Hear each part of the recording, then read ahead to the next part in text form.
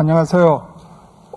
우리 포스트 코로나 전환 포럼 2020을 시작한 지가 벌써 1.5일째 되고 있습니다. 우리가 처음 우리 지역을 중심으로 포스트 코로나를 어떻게 극복하고 대응해 나갈 것인가에 대한 고민을 했는데 어제 아침부터 아주 열띤 토론과 또 많은 디지털 스트리밍 청중들께서 좋은 코멘트도 많이 해주시고 같이 참여하시고 있는 것 같습니다. 그런데 어제는 주제가 교육혁신이었습니다. 항상 새로운 일의 바닥에는 교육이 절대적으로 필요하기 때문입니다. 그런데 교육이라는 것은 아주 일반적인 바닥이라면 실질적으로 포스트 코로나를 극복하기 위한 도구로서의 과학기술은 또 다른 의미가 있습니다.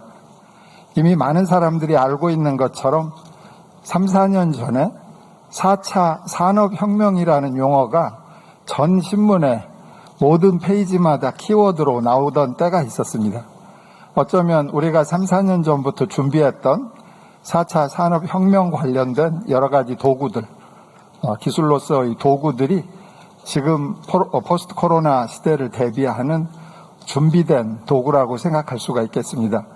오늘 세 번째 세션을 맡은 광주과학기술원 김기선입니다.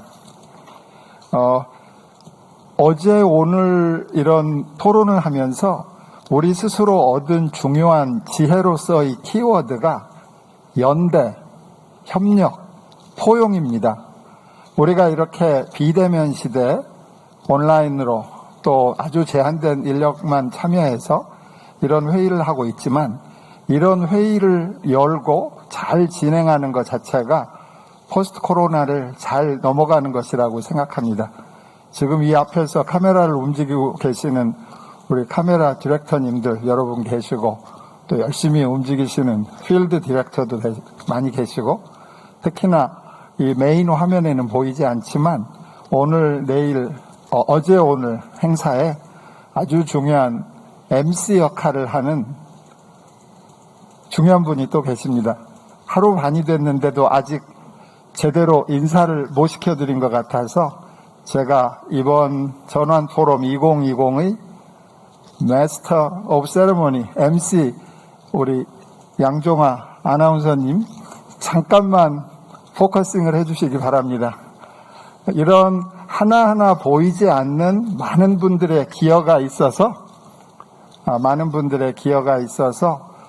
우리가 포스트 코로나 시대를 대비하는 준비도 하고 또 행사 진행도 하고 가치 공유도 하게 되는 것 같습니다. 우리가 기그 이코노미 세대를 겪고 있다고 하는데 어떤 의미에서는 기그 이코노미라는 큰 바위 근처에 있는 분들 항상 우리 같이 생각하면서 같이 잘 살 수 있도록 기술자로서 노력을 하도록 하겠습니다. 그러면 오늘의 주제는 이제 세 번째 세션의 주제는 포스트 코로나 시대의 과학기술의 역할입니다. 당연히 과학기술이 도구이기 때문에 좋은 도구를 잘 활용하는 일이 중요하다고 생각하는데 이런 도구를 뉴딜과 연결해서 어떻게 사용할 것이냐에 대해서 정부의 정책적인 가이드라인도 있고 지역 정부가 또 세세한 정책을 만들어서 여러 기관들이 함께 움직이고 있습니다. 그래서 이런 정부의 정책에 대해서 먼저 4차 산업혁명위원회 특별위원으로 계신 고진 박사님을 먼저 모시고 강연을 듣도록 하겠습니다. 순서는 두 분의 발제가 있고 발제가 끝난 다음에 네 분들의 패널리스트가 있을 예정인데 먼저 고진 박사님 그리고 김인수 교수님 순서로 소개하도록 하겠습니다. 고진 박사님 올라오시죠.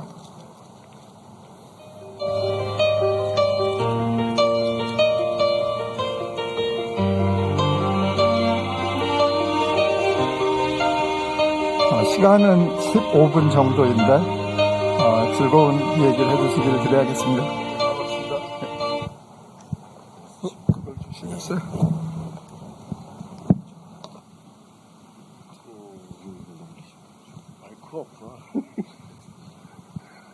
예, 반갑습니다. 오늘 첫 번째 발표를 맡은 한국모바일산업연합회 회장 고진입니다. 사실 섭외를 받았을 때 조금 당황스러웠는데요.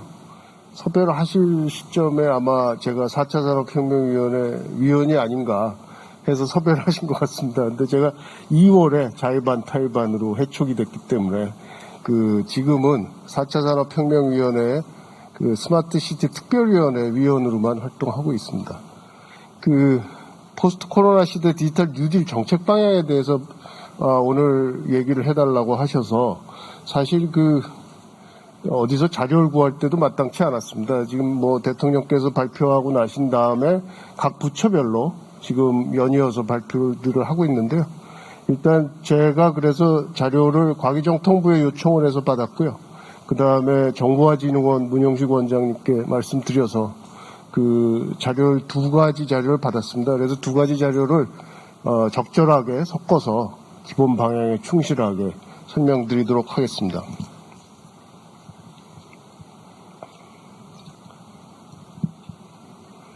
여러분들 지금 우리에게 당장 필요한 것은 무엇일까요? 그거부터 생각을 해봐야 될 것 같습니다. 사실 코로나19로 인해 생긴 경기 침체가 세계화되고 있고 장기화되고 있습니다. 그래서 사실 단기간의 경제 회복은 기대하기 힘들 것 같습니다. 이 경제 위기를 극복할 수 있는 그런 정부의 강력한 정책이 필요한 때라고 생각할 수 있습니다. 그리고 우리나라는 예전부터 ICT 인프라 강국으로 세계적으로 잘 알려져 있습니다. 하지만 진정한 의미에서 ICT 강국이라고 하기에는 조금 부족한 면이 많습니다. 그래서 사실 4차 산업혁명을 통해서 진정한 의미의 ICT 강국으로 발돋움하고자 노력 중에 있습니다. 그렇기 때문에 사실 이런 디지털 혁신 활동을 통해서 미래 성장 동력을 찾아서 미래 사회 변화에 대응해 나가야 될 시점에 있습니다. 그리고 코로나19로 인해서 재택근무, 온라인 교육, 온라인 쇼핑, 비대면 의료 등 비대면 활동이 급속히 확대되고 있습니다. 사실 향후 감염병이 지속적으로 발생한다고 가정한다면 이 발생에 대비하려면은 제 생각에는 우리의 일상적인 비대면 활동을 지원하는 IT의 역할, 또 디지털 기술의 역할이 매우 중요해졌다고 할 수 있겠습니다. 이 세 가지를 공통으로 봤을 때 이 세 가지 모두에게 솔루션을 제공할 수 있는 것이 있습니다. 그것이 바로 디지털 혁신입니다.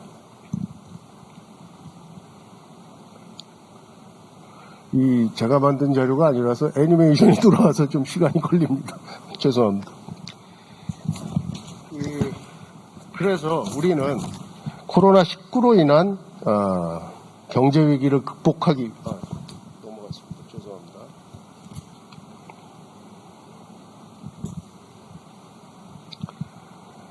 코로나19로 인한 경제 위기를 극복하기 위한 회복 전략으로서 또한 미래 사회 변화에 대응하기 위해서 디지털 혁신을 준비해야 합니다. 그런 디지털 혁신을 준비하는 과정을 우리는 디지털 뉴딜이라고 부르려고 합니다.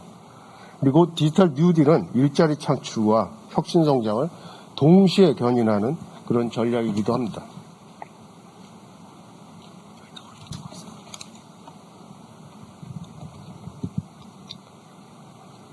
감사합니다.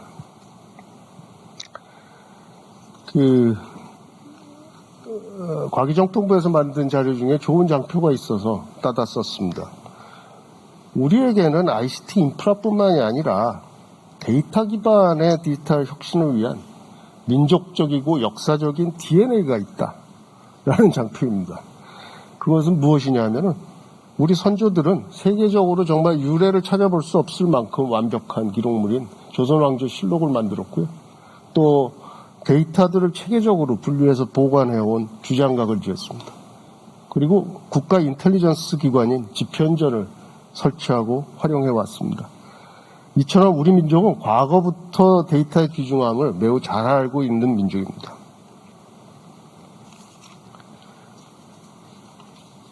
과거 미국의 뉴딜은 후보댐을 만드는 것이었다면요. 현재 우리의 뉴딜은 데이터댐을 만드는 데서부터 출발하려고 합니다. 데이터는 디지털 혁신 활동의 연료나 다름없습니다. 데이터 라벨링을 통해서 AI 학습용 데이터를 만드는 것, 그리고 그렇게 구축된 데이터를 국가사회 전 분야에 활용해야 우리는 혁신을 해나갈 수 있을 것입니다. 이렇게 디지털 혁신 활동을 통해서 경기 침체에서 회복하고 성장해 나가야 하겠습니다.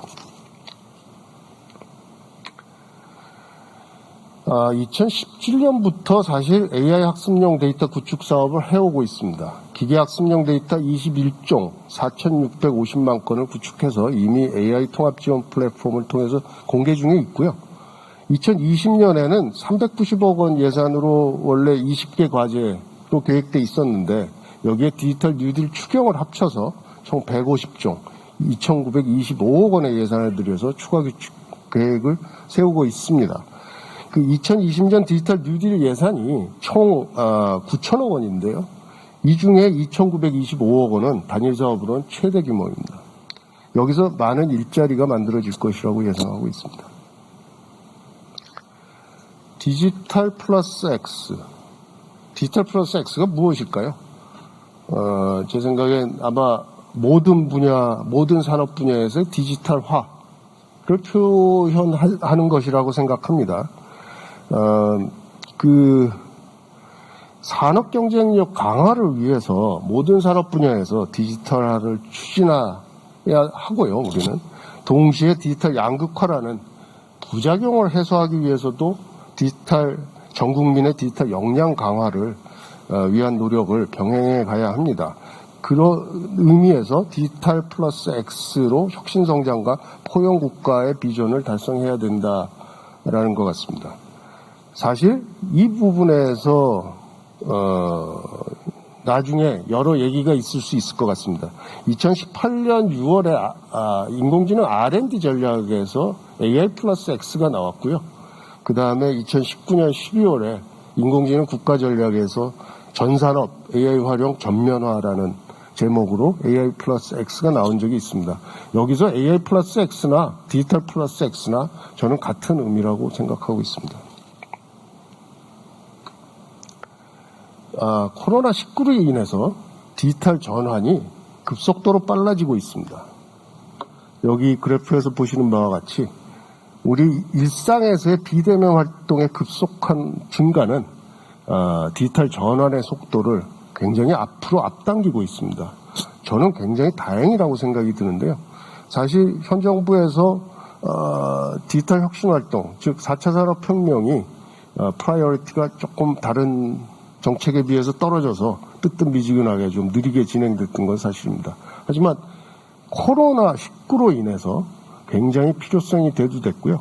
이런 디지털 혁신 활동이 급속히 빨라질 것으로 기대하고 있습니다. 변화 모습의 예시인데요. 사실 디지털 혁신을 통해서 방역 지원, 일상 복귀 등 위기 극복에 초점이 맞춰져 있는 현재라면 앞으로는 디지털 전환이 가속화돼서 경제 회복, 신산업 선도 등 혁신 성장을 지원하는 쪽에 초점이 맞춰져야 될 것입니다. 여기 보시는 바와 같이 원격 진료에 대한 인식 전환이 이루어진 것이 사실입니다. 근데 원격 진료라는 말을 못 쓰고 있죠. 지금 비대면 의료라는 말로 대신하고 있습니다. 그래서 앞으로는 비대면 의료의 인식 전환 및 수요 확대에 힘입어서 원격 진료, 그러니까 비대면 의료를 본격적으로 시행해 나가는 준비를 해야 할 것 같습니다. 그리고 이번 코로나19로 가장 힘들게 여러 학생들이 맞이했던 일시적인 원격 교육 허용이죠. 원격 교육을 일시적으로 허용했습니다만 사실 그것보다는 앞으로는 교육 공간을 교실 밖으로 벗어나서 가상 공간이나 더 활용할 수 있는 교실 이외의 공간을 활용할 수 있는 그런 원격 교육도로 발전해 나가야 될 것 같습니다. 재택 원격 근무 시행을 하고 있습니다.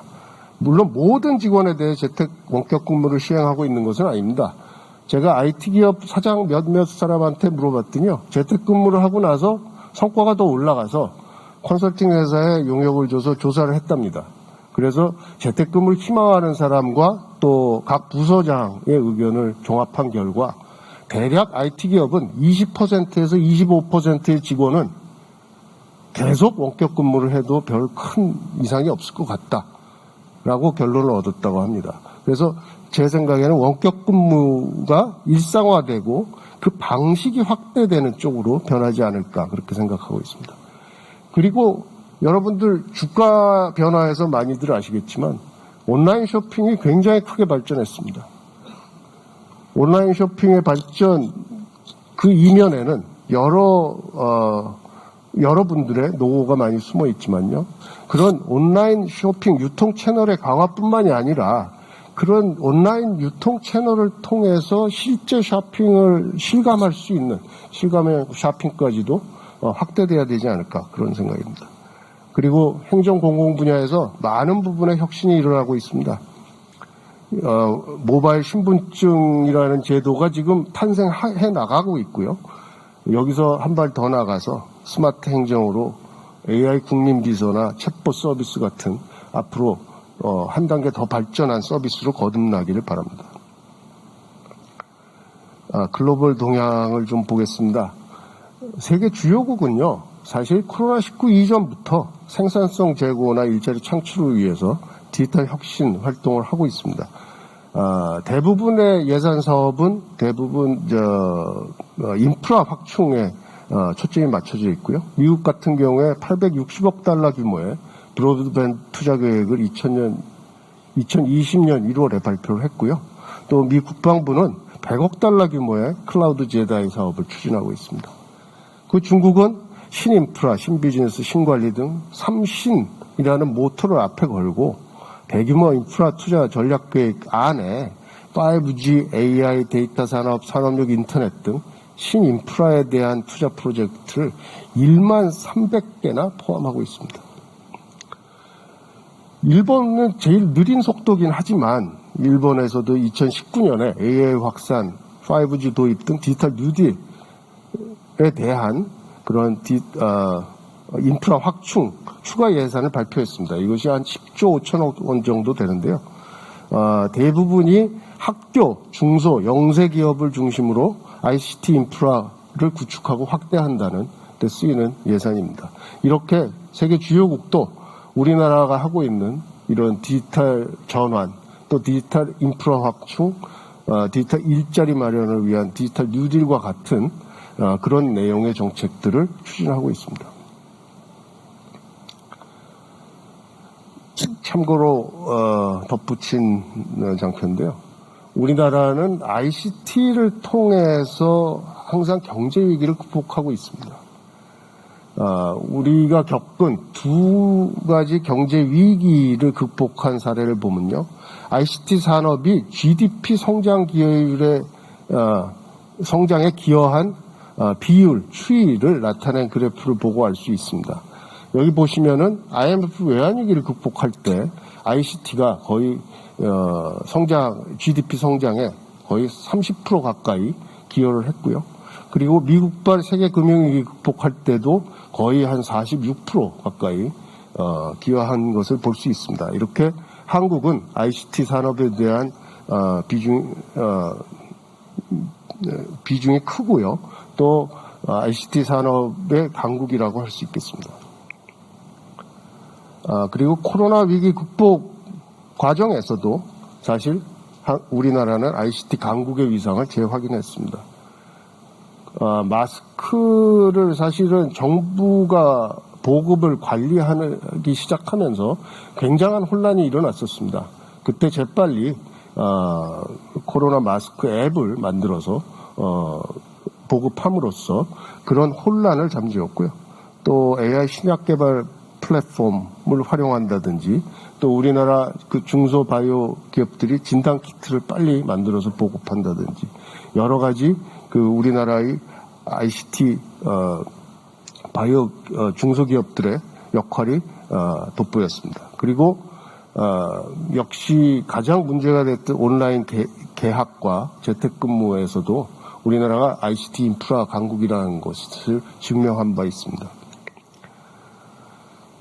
그 두 장이 제일 설명하기가 힘들었습니다. 어떻게 최기영 장관님이 설명하셨는지 저 들었어야 되는데 제가 어려웠습니다.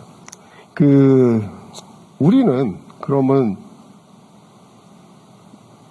어떻게 코로나19 위기를 대응해야 할까요? 앞에서 설명드린 바와 같이 디지털 뉴딜로 대응해야 한다라고 말하고 싶습니다. 디지털 혁신을 통한 경제구조의 고도화를 우리 강점 분야에 집중 투자해야 하고요. 또 디지털 혁신 프로젝트를 추진하고 디지털 융복한 산업을 활성화해서 지속가능한 일자리를 많이 창출해내야 되겠습니다. 기본 방향은요, 한국만의 ICT 강점을 기반으로 추진한다. 그리고 첫 번째, 대규모 데이터 뉴딜을 추진해서 많은 일자리를 만들자입니다. 두 번째, 국가 디지털 전환 인프라 구축으로 혁신 성장의 토대를 마련하자. 세 번째, 디지털 역량 강화로 일자리 창출과 디지털 포용을 동시에 이루자. 네 번째, 비대면의 일상화에 맞게 학교와 정부와 사회를 획기적으로 혁신해 나가자가 되겠습니다. 이거는 정보화진흥원 자료래요. 추진 전략이라기보다는 제 이해에는 목적과 목표가 되겠습니다. 우리가 디지털 뉴딜을 하는 목적과 목표입니다. 한국만의 ICT 강점을 기반으로 디지털 경제 선도 국가로 도약하는 것이 목적입니다. 첫 번째 목표는 DNA 생태계 강화입니다. 데이터 네트워크, 인공지능 생태계 강화죠. 2020년에 1.3조 원, 2021년에 2년 동안 5.1조 원을 투입해서 일자리를 22만 2천 개 만들겠다는 목표를 가지고 있습니다.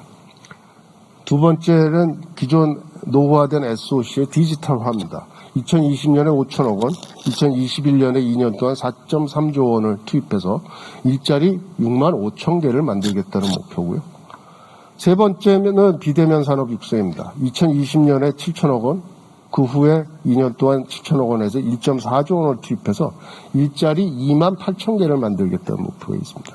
그리고 네 번째는 디지털 포용 및 안전망 구축입니다. 총 3년 동안 8천억 원을 투입해서 일자리 1만 5천 개를 만들겠다는 목표를 가지고 있습니다. 중점 과제를 조금 더 자세히 볼 텐데요. 자세히라기보다는 좀 더 세부적으로 내려가 보겠습니다. 세 가지 카테고리로 나누어서 저는 설명하려고 합니다. 디지털로 일자리를 창출하고 미래를 준비하는 사업 측면. 두 번째는 세계 최고의 디지털 인프라를 구축하는 사업 측면. 그리고 세 번째로 모든 국민에게 디지털로 혜택을 주는 그런 측면 세 가지로 나누어 보도록 하겠습니다. 이 애니메이션 느리네요. AI 학습용 데이터 라벨링 사업이 있습니다. 아까 앞에서도 설명을 드렸는데요. AI 학습용 데이터 라벨링 사업에 가장 많은 예산이 투입되고 있습니다. 왜 그러냐 하면 가장 많은 일자리를 만들어내기 때문이겠죠. 그래서 대규모 일자리 창출이 가능하고 데이터 기반 기업의 혁신 성장을 지원하는 사업으로 키우려고 합니다. 사실 2019년까지 AI 학습용 데이터 구축 사업을 분석해 보니까요. 대략 크라우드 소싱 방식으로 10억 원당 200명의 일자리 효과가 나타났습니다. 굉장히 높은 일자리 효과입니다. 그래서 정부는 앞으로도 이 AI 학습용 데이터 라벨링 사업을 크라우드 소싱 방법으로 추진한다고 합니다. 여기서 많은 숫자의 일자리가 만들어질 것 같습니다. 물론 논란의 여지는 있습니다. 두 번째가 전 산업의 AI 융합 확산입니다. 디지털 융합 확산이 되겠죠. 전 산업의 AI 융합 확산을 지원해서 혁신 성장을 이루겠다는 목표를 가지고 있습니다. 그리고 디지털 분야 혁신 인재 지원, 대규모 인재 양성을 하겠다는 목표를 갖고 있는데요. 대략 인공지능과 소프트웨어를 합쳐서 전문 인력 10만 명을 양성하겠다는 계획을 갖고 있습니다. 그리고 세계 최고 디지털 인프라 구축 사업 중에 5G 정부망 고도화가 있습니다. 저도 깜짝 놀랐는데요. 사실 5G 정부망을 갖는다라고 돼 있어서 그랬는데 사실은 올해 총과 작년부터 행정안전부가 초고속 행정망을 무선 와이파이로 전환하는 그런 혁신 프로젝트를 하고 있습니다. 여기 과기정통부가 제안을 해서 사실 유선 초고속망 대신에 그러면 5G 초고속 무선망으로 연결을 하자, 그런 실증 사업을 하자 그래서 올해부터 추진할 예정에 있습니다. 그리고 클라우드 전환, 여러분 다 알고 계시다시피 이 디지털 혁신에서 빼놓을 수 없는 클라우드의 활용인데요. 사실 우리나라는 클라우드 인프라 업체는 잘 갖춰져 있습니다. 하지만 여기에 소프트웨어나 서비스 업체가 굉장히 취약합니다. 그래서 클라우드 인프라 업체와 소프트웨어 서비스 업체를 연계해서 클라우드 플랫폼 서비스를 개발하는 걸 목표로 하고 있습니다. 그리고 가장 중요한 것 중에 하나가 노후화된 SOC의 디지털화입니다. 노후 기반, 국가 기반 시설 4개 분야죠. 교통, 수자원, 공동구, 재난 대응의 4개 핵심 시설과 에너지 관련 기반 시설의 디지털 안전관리 체계를 구축하는 것을 목표로 하고 있습니다. 그리고 앞에서 말씀드린 것과 같이 비대면 산업의 육성인데요. 모든 초중고의 디지털 기반 교육 인프라를 구축하고 대학 직업훈련기관의 온라인 교육을 강화하고 또 감염병 안심 비대면 인프라, 건강 취약계층의 디지털 돌봄 서비스를 구축하고 중소기업 16만 개 대상에서 원격 근무 인프라를 보급하는 것을 내용으로 하고 있습니다. 그리고 디지털 포용 및 안전망 구축입니다. 케어가 필요한 사람들에게 도우미 로봇을 제공하고 또 취약계층의 디지털 교육을 하고 또 농어촌의 초고속 통신망을 제공하고 비대면 의료 등으로 소외계층에 대한 의료를 확대하고 또 공공행정 서비스를 AI 스피커를 통해 제공하는 것을 목표로 하고 있는데요. 사실 이런 것들이 모두 다 계획대로 잘 되었으면 하는 바람입니다. 너무 시간을 오래 끌었는데요. 마무리하겠습니다. 제가 말씀드린 바와 같이 현 정부는 사실 굉장히 중요하게 추진하는 4대 성장 전략 중에 하나인 혁신성장의 아주 중요한 축인 4차 산업혁명을 사실 속도가 좀 떨어지고 느리고 뜨뜻미지근하게 진행해 왔던 게 사실입니다. 하지만 코로나19로 인한 비대면 활동의 급속한 증가 그리고 또 경제위기 극복을 위한 디지털 뉴딜 정책 수립 등을 통해서 지금 디지털 혁신이 가속화되고 있는 것 같아서 저는 매우 기쁘게 생각합니다. 사실 디지털 뉴딜만 놓고 보면 2018년 16월에 발표한 인공지능 R&D 전략, 또 2019년 12월에 발표한 AI 국가 전략, 인공지능 국가 전략이죠. 이것들과 크게 다를 바는 없습니다. 또 그렇게 말들을 합니다. 하지만 중요하게 다른 것이 있습니다. 제 생각에는 이 추진 속도가, 정책의 추진 속도가 4배 이상, 10배쯤 빨라진 것 같습니다. 그래서 저는 매우 기쁘게 생각하고요. 하지만 많은 사람들이 또 내용은 과거와 크게 달라진 거 없이 재탕이라고 호평하고 있습니다. 저는 외래 그것이 다행이라고 생각합니다. 이 재탕이라는 게 경제위기 극복을 위해서 새롭게 급하게 만들어낸 졸속 정책이 아니라는 얘기입니다. 미리 준비되어 있던 내용을 추진하는 것이죠. 그래서 다행이라고 생각합니다. 그리고 미래 성장을 찾기 위해서 우리가 그렇게 하려고 했던 그런 디지털 혁신 활동의 속도감을 높여서 추진할 수 있어서 매우 다행이라고 생각합니다. 그래서 기존에 있던 정책을 속도감 있게 추진한다는 면에서 저는 디지털 뉴딜 정책 꼭 성공적으로 마쳤으면 하는 바람입니다. 감사합니다.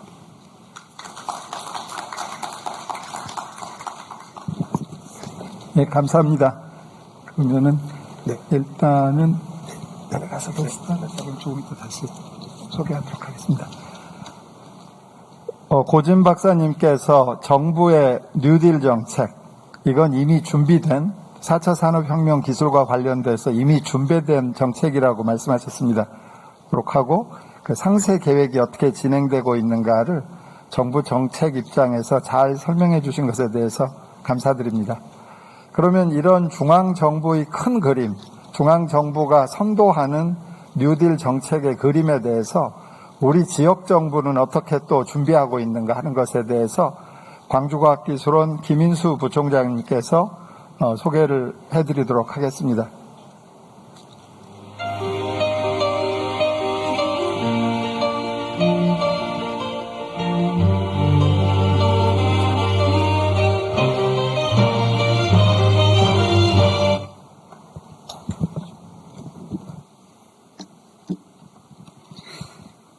예, 디지털의 연구부 총장 김인수입니다.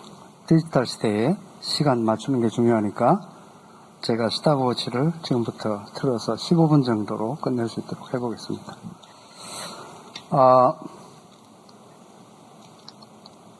제가 4가지 제목으로 얘기를 할 텐데요. 앞에 2 제목은 어제와 오늘 오전에 큰 그림으로 여러 번 얘기를 하신 것 같습니다.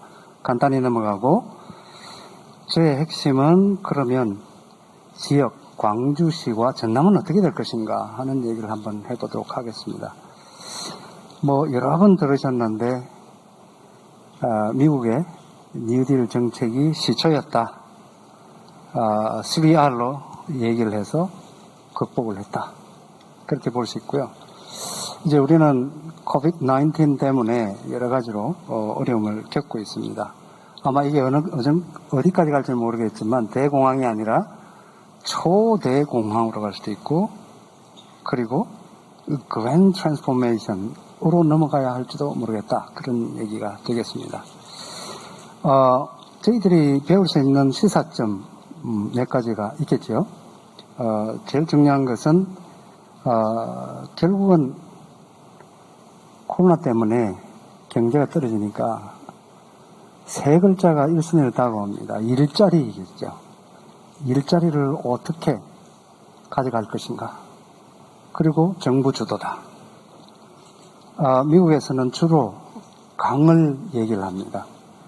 근데 저도 평생 한 7, 80%는 물을 연구했지만 강과 물을 통해서 일자리를 만들고 경제를 회복했다. 우리는 어떻게 해야 하는 것인가.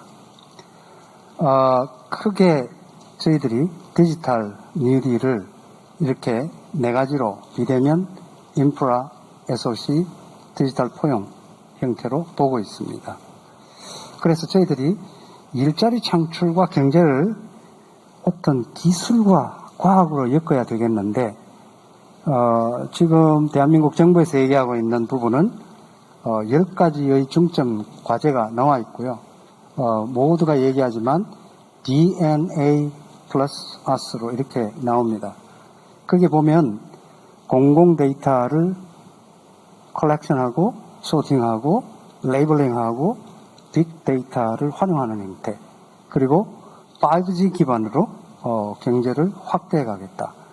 그리고 인공지능 중심으로 국가가 힘을 모아서 추진한다. 비대면 ICT 일자리, 스마트 시티, 자율주행차 등등으로 나올 수가 있습니다.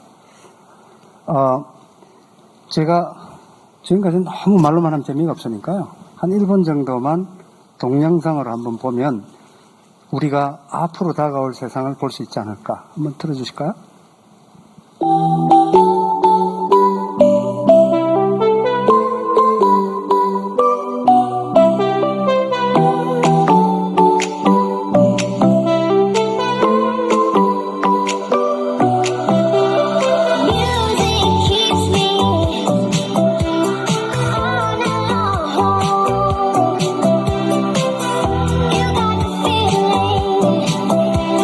Music keeps us singing.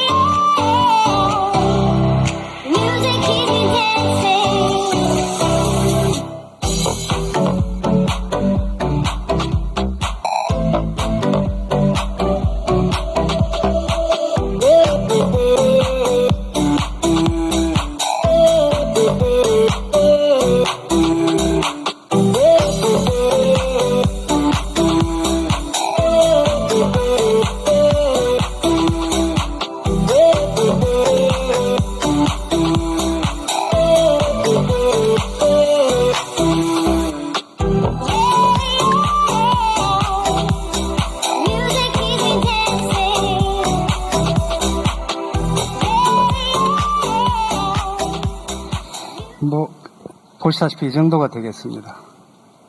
굉장히 고해상도 카메라 필요하고요. 센서가 필요하겠죠. 그리고 이런 정보를 통신할 수 있는 SOC, 5G 통신망 여러 가지가 필요될 거라고 보입니다. 인프라 하면 우리가 사회를 구축하고 국가와 도시를 살아갈 때 제일 중요한 요소로 꼽습니다. 항상 물, 에너지, 식량, 보건의료 뭐 이런 순으로 넘어갑니다. 우리가 현재 얘기하고 있는 인프라, 교통, 통신, 에너지라고 볼 수 있는데요. 18세기 1차 혁명 당시는 전기기관이었죠. 그리고 전기를 동력으로 한 인쇄기, 석탄을 이용했다. 19세기 2차 산업을 보면 단거리 비행기와 자동차, 전화, 라디오, 석유를 이용한 중앙 집중식 전기 공급이 있을 수 있다. 그러면 3차 산업혁명이 이제 20세기에 왔는데 이제는 장거리 비행기, 제트기, 컴퓨터, 인터넷, 석유, 원자력 형태가 됩니다. 제가 미국에 EPA 연구소, 환경연구소 일을 할 때 그때 인터넷이라는 단어를 쓰기 시작했습니다. 다들 인터넷이 뭔가 하고 물었던 때가 엊그제 같은데 이제 4차 산업혁명으로 넘어갑니다. 교통과 통신과 에너지에서 우리가 이야기하는 이 기간산업 SOC에 자율로 이동하는 차량, 사물 인터넷 IoT라고 그러죠. 그리고 이제는 탄소 베이스가 아닌 다른 에너지 소스, 이걸 우리 이제 재생 에너지라고도 부릅니다. 이런 4차 산업혁명에서 이제는 더 분산적이고 개방적이고 투명적으로 진행이 됩니다. 그래서 뭐 어제도 얘기가 나왔지만 이게 글로컬라이제이션이라는 단어가 나오게 됩니다. 이 글로컬라이제이션은 글로벌 플러스 로컬 이렇게 하면 되겠죠. 이제는 세계화의 개념이 좀 달라졌다. 이렇게 보시면 될 것 같습니다. 이 인프라, 이 교통, 통신, 에너지에서 우리가 제일 중요한 부분을 보면 친환경해야 한다. 그러니까 탄소 베이스된 에너지 소스를 벗어나가야 되고요. 그리고 여러 가지가 있는데 결국은 IoT 그리고 교통 운송 메커니즘과 에너지 동력으로 쓰는 형태를 그린 뉴딜과 묶어야 디지털 뉴딜이 더 빛이 난다. 이렇게 볼 수 있을 것 같습니다. 현재 한국형 뉴딜이 우리가 이 교통과 통신은 나름대로 묶여져 있는데 신에너지, 재생에너지는 인프라가 없다. 그래서 앞으로는 이걸 통해서 한국형 뉴딜이 계속 지속 가능하게 엮어지지 않겠는가 이렇게 봅니다. 광주 전남으로 넘어가 보겠습니다. 여기에 우리가 키워드를 먼저 한번 보면 제가 광주 과학기술원을 만든다고 흡하고 파일을 박을 때 미국에서 들어온 지가 27년째 되는 것 같습니다. 비교해보면 150만 인구의 경제 자립도는 상당히 낮은 수준이 뭔가 한번 게임 체인징 할 수 있는 퀀텀 잠수 있는 부분이 위기가 기회로 담을 수 있는 형태에 오지 않았는가 이런 생각을 해보고요. 키워드를 한번 보시면 인공지능이 떠오릅니다. 이제 지스트 바로 옆에 인공지능 산업융합단지가 들어서고 수소차, 수소 생산기지, 비대면 의료및 헬스케어, 통력 발전단지, 태양광, 그리고 3단 대개조, 수소 전용 항만, 비대면 원격 교육, 전기차 보급. 이런 키워드를 가지고 그러면 광주시와 전남의 어떤 부분으로 어떤 형태로 밀고 강조하고 있는가를 한번 잠깐 보면 저희가 아까 제가 키워드와 광주와 전남 부분으로 이렇게 배열을 시켜봤습니다. 여기는 광주시와 전남도에서 여러 가지 중점적으로 추진하는 정보와 제 개인의 생각을 좀 담아서 나름대로 엮어봤습니다. 우선 광주의 디지털 뉴딜 이렇게 얘기를 하면 우리가 크게 이 3단 중심으로 들어가는 형태가 있다. 빅그린 3단, 그리고 하남 3단, 첨단 3단을 묶습니다. 그렇게 해서 약 1만 명의 일자리와 제조업 비중을 1.7% 좀 증가시킬 수 있고 부가가치를 1조 3천억 정도로 예상이 된다라고 볼 수 있고요. 비대면 원격 의료 및 인공지능 기반 건강관리 기술 이러면 이번에 대구 사태와 여러 대한민국 코로나19 사태를 보면서 한 가지 핵심적으로 보이는 것이 공공의료체계 강화. 오늘 조선대 총장님도 말씀하셨지만 의학을 중심으로 하셔서 민간이 우리나라는 굉장히 큰데 공공의료 형태가 상당히 부족하다. 광주가 의료원이 없기 때문에 광주에 아마 의료원 하나가 꼭 생겼으면 좋겠다라는 생각을 가지고 있습니다. 그리고 비대면 교육은 어제 너무나 많이 얘기하고 오늘 오전도 또 얘기를 했습니다. 재밌는 부분 하나는 제가 이 수원에 KT 위즈파크 스마트 경기장을 인터넷으로 여러 가지 한번 조사를 해봤습니다. 엄청난 변화를 가져왔더군요. 사람들이 그 야구 경기장뿐만이 아니라 그 다른 형태의 엔터테인먼트도 많은 사람들로 하여금 활성화시키는 폭포수, 물뿌리기 등등도 함께 가져갑니다. 이것이 전부 상당 부분으로 광주에서도 이 기아 챔피언스 필드를 스마트한 경기장으로 바꿀 수 있다면 이 또한 새로운 뉴딜이 되지 않을까 이런 생각을 해봅니다. 광주의 그린 뉴딜을 함께 가야 하는데 거기에 수소 생산 기지와 수소차, 수소 충전소를 생각 안 할 수가 없을 것 같습니다. 그래서 평동 산단에 나름대로 지금 계획 중에 있는 것을 좀 진행을 하고요. 그 다음에 수소차나 수소 충전소 보급이 후속 사업이 꼭 필요할 것 같다. 이런 생각을 하고요. 여기에 우리가 또다시 조금 더 가면 자율주행차도 같이 묶여져 있습니다. 제가 말씀드린 대로 그리고 어제 우리 김준하 우리 기획처장님께서도 말씀하셨지만 이 디지털 뉴딜이 따로 있고 그린 뉴딜이 따로 가면 효율성이 줄어든다. 그러니까 이것을 같이 묶었을 때 일자리와 함께 또 나름대로 지금 경기가 줄어들었는데 경기 회복만을 위한 것이 아니라 향후 10년, 50년을 내다보는 새로운 성장 동력도 같이 고려가 돼야 할 것이다. 이렇게 봅니다. 그래서 결국 수소 에너지와 태양광 에너지와 풍력 에너지, 빗물 재이용수, 기하수를 묶는 스마트 워터 그리드와 파워 그리드를 엮어야 정말 미래의 초인류 국가로 갈 수 있지 않는가 이렇게 생각을 하고요. 전담 디지털에는 탄소 진흥화를 여러 가지로 진행을 해 갈 수 있겠습니다. 여기에 광양, 여수, 율촌 인단지 그리고 여수광양 항만부지 자체를 저희들이 그린과 디지털로 같이 묶어 가야 되겠다 그런 생각을 하고요. 전남에는 어떤 디지털 뉴딜을 전할 수 있겠는가? 우선 제일 크게 보면 클라우드형 스마트팜을 볼 수가 있습니다. 이제 온도와 습도 제어뿐만이 아니라 뿌리 생육까지 모니터링하고 제어를 할 수 있고 최근에는 집에서 키울 수 있는 domestic household 스마트팜이 상당한 인기를 끌고 있습니다. 그의 연장선상에 있고 무인 이동체로 동물 방역을 할 수 있도록 하면 좋겠다. 그리고 VR 기반 남도 여행 관광 등을 볼 수가 있겠습니다.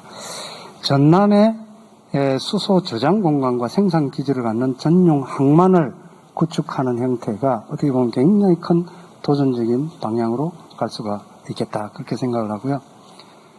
그리고 무엇보다도 저희들이 서남해안 신안에 8.2기가와트급 해상풍력 당지를 지금 조성하는 게 간곡하게 지금 필요하다라고 얘기를 하고 있습니다. 이 8.2기가와트는 우리가 얘기하는 고리 1호기에 8개에 해당합니다. 그래서 재생에너지로 현재 탈탄소로 갈 수 있는 에너지 소스가 필요하다. 이렇게 보여주고요. 영광군에는 소위 말하는 태양광과 에너지 스토리지 시스템이 필요할 것이다.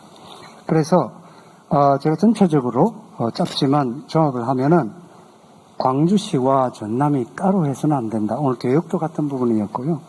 그리고 디지털 따로, 그린 에너지 따로 이렇게 가는 것이 아니라 같이 묶어서 디지털 광주와 그린 전남을 다 합쳐서 가는 것이 바람직하다. 이렇게 제가 발제를 마치도록 하겠습니다. 감사합니다. 감사합니다. 조금 이따 패널을 대비해서 이쪽 자리에 앉으시죠. 김인수 원장님께서 광주와 전남의 뉴딜 플랜은 뭐가 좋은가 하는 구체적인 제안을 포함해서 또 전남과 광주가 가지고 있는 여러 가지 경쟁력 있는 댐 환경에 대해서 설명을 잘 해주셨습니다. 미국의 뉴딜이 테네시 강과 콜로라도 강을 중심으로 이루어졌다면 광주 전남의 뉴딜은 광주의 AI와 또 전남의 에너지와 관련된 여러 가지 기반 시설 또 전통 산업 관련되어 있는 인력을 통해서 이루어져야 되고 그럼으로써 더 뉴딜이 단기적인 릴리프에도 도움이 되고 장기적인 리스토어 하는 데도 도움이 될 거라고 생각합니다. 시간이 조금 지체됐기 때문에 지금 다음에 패널로 참석하시는 분들을 먼저 단상 위로 모시도록 하겠습니다. 먼저 발제를 해주신 고진 박사님 올라와 주시고요. 그리고 원래 오늘은 과방위에 계신 이용빈 국회의원께서 오시기로 돼 있었는데 국회가 개원 중이라 응급 상황이 생겨서 조금 있다가 온라인으로 발제에 대한 패널 코멘트를 해주실 것 같습니다. 그렇게 하고 오늘 참석해 주신 박준석 교수님 올라와 주시고요. 그리고 지스트 이용로 교수님 그리고 서울대학의 장병탁 교수님도 테이블로 올라와 주시면 고맙겠습니다.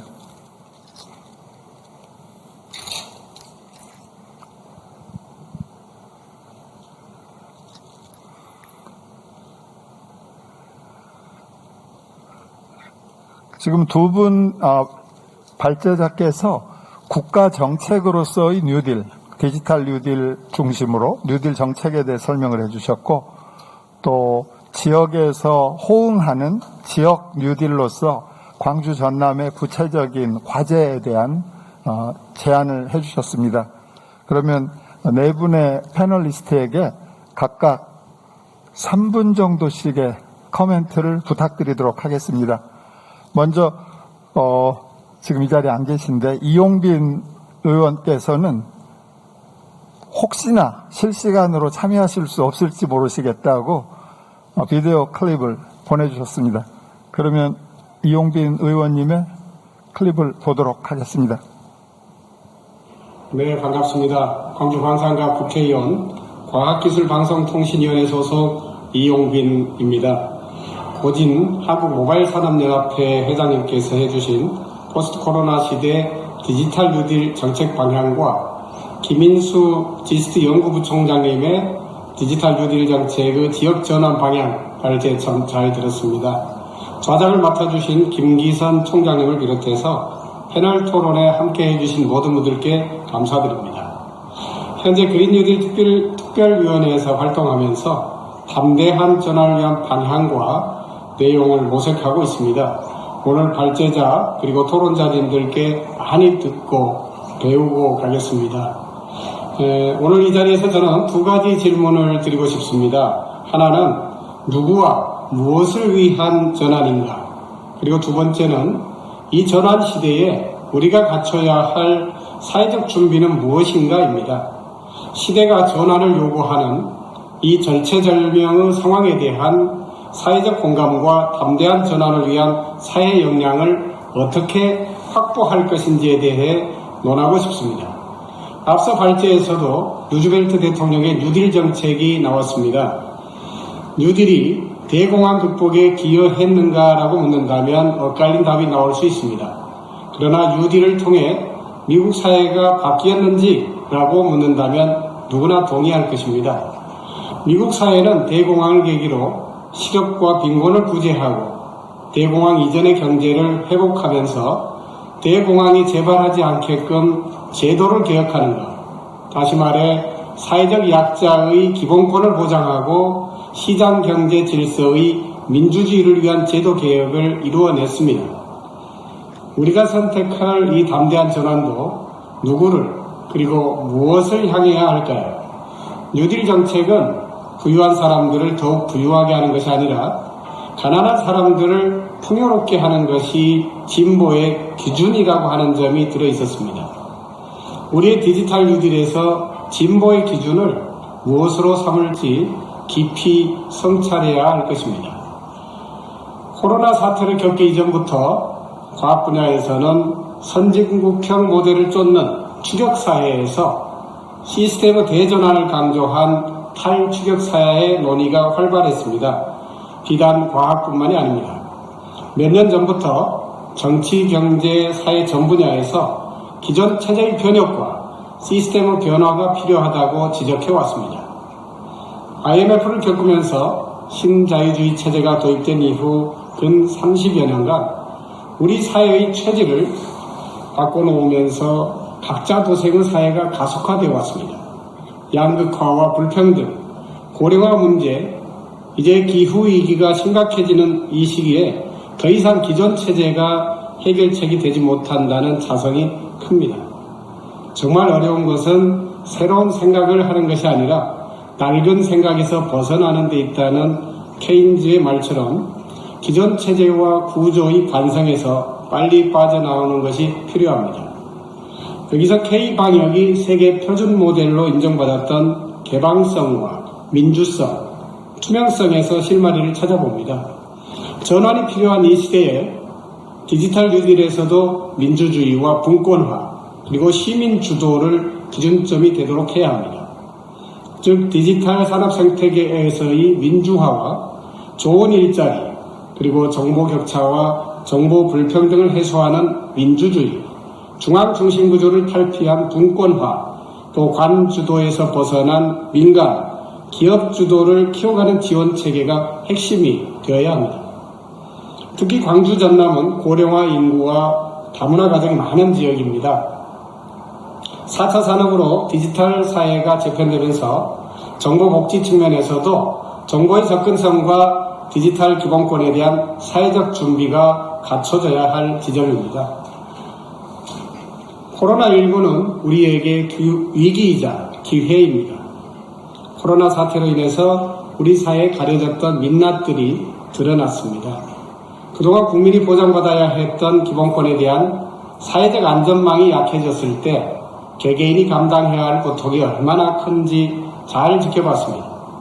DJ 정부의 IT 혁명이 산업적 측면뿐만 아니라 우리 일상에 과감한 변화를 일으켰던 전환 1.0이었다면 문재인 정부의 디지털 뉴딜 역시 미래 세대의 새로운 사회문화와 일자리를 가져올 전환 2.0이 될 것입니다. 디지털 뉴딜의 전환 2.0 시대는 디지털 소외계층의 기본권을 보장하고 시민 참여의 민관 협치를 통해 사람을 중심에 둔 스마트 시티로 나아가야 할 것입니다. 감사합니다. 감사합니다. 이용빈 의원님께서 이 자리에 같이 하셨더라면은 조금 더 인터랙티브하게 얘기가 됐을 텐데, 국가 공동체 주치의로서 지금 코로나19 사태를 거치면서 국회에서 아주 바쁜 일정을 소화하고 계십니다. 그래서 아마도 다음에 또 같이 앉아서 얘기할 수 있는 기회가 있을 거라고 생각하고, 오늘 뉴딜에 대해서 너무 도구적인 뉴딜만 생각하지 말고 너무 경제성이나 효율만을 생각하지 말고 사람 중심으로 누구를 위해서 하고 있는가, 왜 하고 있는가 하는 문제를 항상 같이 생각해야 된다고 좋은 코멘트를 해주셨습니다. 그러면 두 번째는 우리 박준석 교수님께서 앞에 두 분의 패널하고 관련된 부분도 좋고 의견을 3분 정도 말씀해 주십시오. 네, 뭐 이렇게 귀중한 자리에 먼저 참여하게 돼서 너무 영광이었고요. 그리고 많은 내용을 더 접할 수 있는 기회였던 것 같아요. 그래서 무슨 말씀을 드릴까 고민을 하다가 오늘의 뭐 주제가 그 포스트 코로나, 어쩌면 많은 사람들도 저희 세대들은 위드 코로나 이렇게 위드 코로나가 없는 세상은 이제 없다라고들 비관적으로 이야기를 하는데요. 뭐 한편으로는 그게 또 기회도 될 수 있을 거라고 생각을 하는데, 그러니까 오늘의 이제 주제는 뉴딜인 것 같더라고요. 그래서 과거에 이제 미국의 뉴딜 정책이 시행됐던 시기와 오늘날의 우리의 상황을 한번 좀 곰곰이 비교를 해봤는데요. 일단은 큰 것만 놓고 봐보면은 당시 대공황으로 인해서 사회에 돈의 흐름이 막혔다라고 할까요? 돈줄이 흐름이 완전히 막혔던 시대였던 것 같고, 오늘날 우리나라 상황을 봐보면 시중에 돈이 너무 많아요. 한 3,000조가 풀렸다라고 하는데, 그 커다란 두 개의 그 대비점에서 한번 생각을 해봤습니다. 그래서 미국의 대공황은 정부 주도로 막대한 자금을 이제 쏟아붓는 뉴딜이었다라고 하면은 우리의 뉴딜은 과연 어떠한 형태의 뉴딜이 바람직할까라는 고민을 잠깐 했었었는데, 결과적으로 기술과 또 우리의 산업적 경험이 뉴딜화돼서 사회에 어떤 기회를 제공하고 또 이 갈 곳 모르는 여러 자본 돈들이 그런 이제 새로운 어떤 기회로 투입될 수 있는 방향으로 뉴딜이 그 정책이 이제 개발되고 또 시행되는 그런 방향으로 가야 되지 않나라는 생각이 좀 들었고요. 두 번째로 언론에서는 뉴딜, 뭐 그린 뉴딜, 디지털 뉴딜이라는 이야기가 많이 나오는데, 사실 뭐 저뿐만 아니라 저희 학생들도 많이 기대를 많이 해요. 그런데 일자리 하는 이야기가 나오고 있는데, 과연 이제 구체적으로 어떤 일자리들이 좀 더 우리들한테 실감 있게 다가올 수 있는지에 대한 비전을 좀 제시해주고 청사진을 제시해주면 더 많은 호응을 얻을 수 있겠다, 좋겠다라는 생각이 들고요. 세 번째로 앞으로 이제 우리가 인터넷 혁신 이후에 뭐 네이버라든가 다음이라든가 이런 회사들이 딱 나오지 않았습니까? 앞으로 이런 그린 뉴딜 혹은 뭐 디지털 뉴딜 이후에 어떠한 커다란 회사들이, 기업들이 또 비즈니스 모델들이 튀어나올까라고 하는 그런 좀 희망, 상상들이 이 뉴딜 정책에 또 뉴딜을 소개하시는 여러 전문가들에 의해서 좀 이렇게 제시가 되면은 굉장히 좋을 것 같아요. 그래서 그런 이제 희망, 저도 물론 답은 없습니다. 답은 없지만 그런 바람과 희망을 가지고 저의 말씀을 가름하도록 하겠습니다. 감사합니다. 예, 감사합니다. 여기 보시는 것처럼 박준석 교수님도 전형적인 과학기술자로서 이런 포스트 코로나, 위드 코로나 시대의 긍정적인 면을 많이 보고 계신 것 같습니다. 그래서 우리는 가끔 미국의 뉴딜과 닮은 점, 또 미국의 뉴딜을 닮아가는 점을 얘기를 하곤 했었는데, 여러 가지 경제, 사회 환경적인 측면에서 차별도 있기 때문에 그런 부분을 또 잘 고찰하고 또 이런 불확실성 속에서 긍정적인 방향을 제시해 준 것 같습니다. 그럼 다음에는 이흥로 지스트 교수님께서 코멘트를 해주시기를 부탁드립니다. 예, 지스트 이흥로 교수입니다. 예, 디지털 뉴딜에 대해서 말씀드리겠습니다. 뭐 그린 뉴딜은 김인수 총장님, 부총장님 말씀하신 것처럼 이렇게 에너지 전환이고 녹색 전환이고 그런 것인데, 이제 디지털 뉴딜이라고 하면 그러면 정부에서 말하는 거는 일단 데이터를 많이 양질의 데이터를 확보하면 AI가 이 데이터를 기반으로 해서 학습을 많이 할 수 있고, 학습이 충분히 된 인공지능은 미래를 예측하거나 새로운 가치를 창출하거나 하는 것들을 잘 할 수 있다, 이런 말씀을 하는 것 같습니다. 그래서 이제 데이터라고 하면 우리 후보댐 뉴딜과 비교했을 때는 물에 해당하는 것이고, 그 다음에 이제 데이터를 가다 놓을 댐 역할을 하는 것은 그럼 무엇이 돼야 되겠는가? 이제 그런 생각이 필요할 것 같습니다. 그래서 데이터 많이 모으면 인공지능으로 미래를 예측하거나 가치 창출을 할 수 있다. 근데 어떻게 모을 것인가? 댐 역할을 하는 사회 간접 자본이라는 것은 과연 무엇일까? 이제 그것을 잘 선택을 해야 하는 것인데, 지금 이제 제가 신문지상을 통해서 정부의 방향을 들을 때는 데이터 센터를 여기저기다 건립하자, 뭐 이런 얘기를 하고 있습니다. 근데 제가 지금 생각하고 있는 거는 사회 간접 자본 측면에서 컴퓨터 네트워크를 공유 경제형으로 쉐어링하는 그런 구조를 우리가 만들어 놓는 게 좋겠다. 그래서 제가 말씀드린 거는 이제 인터넷이 있고 그 인터넷 위에 협력하는 사람들의 네트워크를 말하는 거고요. 그리고 그 사람들의 네트워크가 다들 컴퓨터 하나씩, 사람들은 하나씩 가지고 있는데, 이 공유 오픈소스로 돌아가는 이 네트워크 향해서 자기 컴퓨터를 공유하고 자기와 프로토콜, 즉 철학이 맞는 사람들끼리 모여서 이 자기가 가지고 있는 데이터도 주고, 그 다음에 데이터의 소유권도 주장할 수 있고, 그 다음에 이렇게 해서 많이 모인 데이터를 어떤 인공지능 회사가 가져가서 쓸 때 과금을 할 수 있도록 하는 그런 구조를 만들어주는 것. 우리가 4차 산업혁명 얘기하면 항상 위기와 새로운 기회가 온다고 하는데, 그게 뭡니까? 혁신을 만들어내는 사람이 있는 게 4차 산업혁명이거든요. 근데 혁신이 만들어져 나오면 마치 나쁜 일이 생기는 것처럼 여기는 우리 문화가 생겨났습니다. 그게 왜냐하면 일자리가 사라지기 때문에 일시적으로, 장기적으로는 많이 생기겠지만, 근데 내가 단기적으로 생겨나는 혁신의 대상자군에 빠지기가 싫은 것이죠. 그렇기 때문에 혁신을 수용하는 사람들의 입장에서는 안 왔으면 좋겠다. 와도 천천히 왔으면 좋겠다. 나한테 해당되지 않았으면 좋겠다.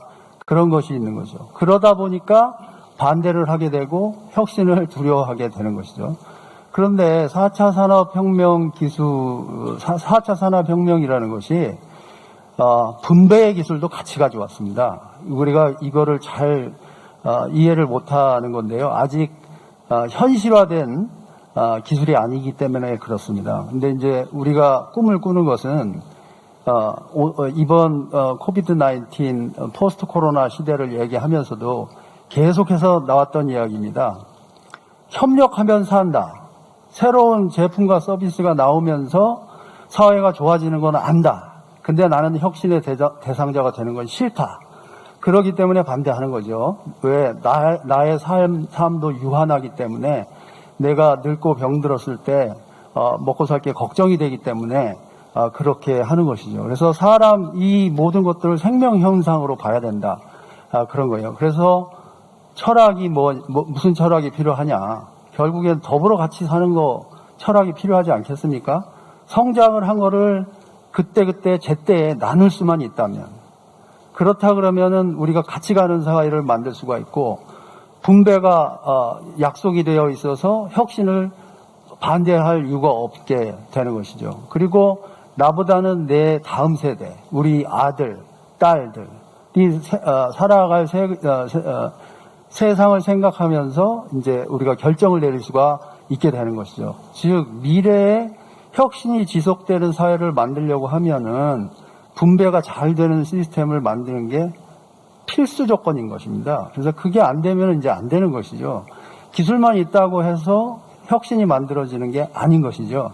자, 이제 제가 3분밖에 안 되니까 좀 마무리를 말씀을 드리면, 그래서 후보댐으로 다시 돌아가서 데이터는 물의 역할을 하는 것이고, 그러면 댐의 역할을 하는 것이 무엇이 돼야 될 것이냐. 그게 이제 잘 정의가 되지 않았는데, 저는 그것을 실내의 인터넷으로 가는 새로운 기술이 필요하다. 그런 새로운 기술을 만드는 것은 과학기술원이 한다. 과학기술원은 밤새워서 그런 일 하라고 사명으로 주어진 사람들이거든요. 그래서 과학기술원들이 그걸 만들어서 댐을 건설하면 댐 역할을 하는 신뢰 네트워크를 만들면 그 신뢰 네트워크 위에서 비대면 거래도 할 수 있고 이제 다 줌으로 만나서 회의하지 않습니까? 그 위에 디지털 통화가 돌아가고 디지털 통화는 프로그램이 가능해서 가령 지역 경제를 활성화하는 데 쓸 때 상인과 상인 사이에서 교류가 일어나면 즉 화폐를 주고받으면서 서비스와 제품을 주고받으면 그때는 허용. 그런데 이게 뭐 다른 지역의 백화점으로 간다든지 이렇게 해서 빠져나갈 때는 시간이 좀 빨리 맞춰달라고 그래서 그럴 때는 이제 비허용하는 그런 프로그래머블 화폐를 만들 수도 있습니다. 그래서 제가 말씀드린 거는 댐 역할을 하는 신뢰 네트워크 구축을 좀 생각해보자. 그런 정책을 좀 제안하고자 합니다. 네. 아마도 마치겠습니다. 4차 산업혁명의 데이터 이슈 또 안전한 신뢰성 있는 네트워크 얘기가 나왔으니까 당연히 AI라는 키워드가 그 다음에 나와야 될 것 같습니다. 장 교수님께서 코멘트를 해주시면 고맙겠습니다. 네. 사실 AI하고 일자리를 연관시켜 보면 바로 보통은 얘기하시는 게 일자리를 위협받는 거 아니냐. 그래서 AI에 대해서 위협이라고 느꼈었죠. 사실은 얼마 전까지입니다. 근데 아이러니는 지금 생각해 보시면 그 데이터 레이블링하고 하는 이런 새로운 어마어마한 현재로서의 일자리가 AI를 통해서 창출된 것 같습니다. 그래서 이게 어떻게 보면 아주 큰 AI가 새로운 일자리를 창출하는 한 가지 사례인 것 같고요. 일단은 이거를 많이 데이터를 만들고 특히 양질로 만들어 놓는 거는 중요한데 제가 보기에는 아직은 그걸 가지고 어떤 가치를 만들어낼 것인지에 대한 고민을 별로 못한 상태에서 우선 만들고 있는 것 같습니다. 그래서 그 다음 단계는 이제 진짜로 AI가 이거를 활용해서 새로운 산업을 일으키고 사회적인 가치를 창출하고 하는 게 이제 중요할 것 같습니다. 그러니까 AI 관점에서 보면 제가 보기에는 사실은 어마어마한 새로운 가능성들 아니면 AI가 해야 할 일들의 미션을 주는 것 같습니다. 일단 기존의 데이터에 비해서 지금부터 생기는 데이터들은 어마어마하게 현실 세계에서 실세계에서 일어나는 것들을 실시간에 채취하게 되는 이런 데이터고 그에 반해서 옛날까지의 데이터는 주로 컴퓨터에 이렇게 집어넣어서 매뉴얼로 집어넣었던 거에 비한 건데 어마어마한 새로운 이제 데이터고 더 재미있는 거는 그걸 통해서 AI는 더 학습을 할 거고 그걸 가지고 AI가 더 발전하면서 바라건대 다시 사람들이 해야 되는 더 고급 일자리를 창출하는 게 그게 미션인 것 같습니다. 그래서 결과적으로는 사람들한테 더 고급의 일자리를 만들어내는 거에 관해서 좀 더 심각하게 고민을 하는 게 이제 진짜로 필요한 것 같고요. 그게 새로운 산업일 것 같습니다. 우선 우리 AI 우리나라 최고 전문가이신 장 교수님께서도 AI를 아주 긍정적으로 보고 계시는 것 같습니다. 광주가 AI 클러스터라는 특별한 사업, 또 전라남도가 에너지 신재생 에너지 관련된 특별한 사업들을 각각 디지털 뉴딜, 그린 뉴딜이라고 선언하고 추진하고 있고 또 우리 김인수 교수님 주장하신 대로 이게 따로 움직이는 게 아니라 큰 그림으로 같은 방향으로 가게 된다면 이 지역의 경제뿐만 아니라 단기적인 일자리 창출에도 큰 도움이 될 것 같습니다. 그 세 분 또 우리 의원님까지 네 분의 코멘트에 대해서 짧게 우리 발제자께서 1분 정도씩만 코멘트를 해주시면 좋겠습니다.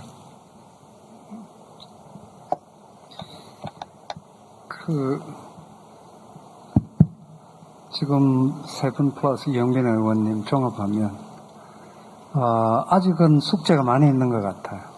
제가 예전에 인터넷 단어를 처음 들었을 때 마찬가지인 것 같습니다. 인공지능도 아직도 애매한 부분은 있습니다.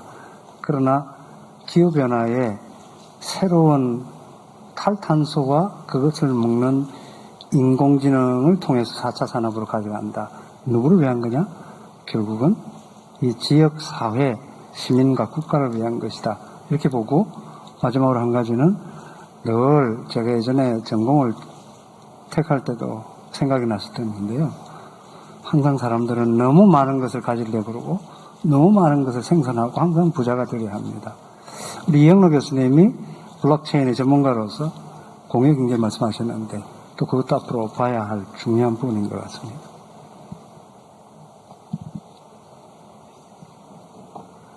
네,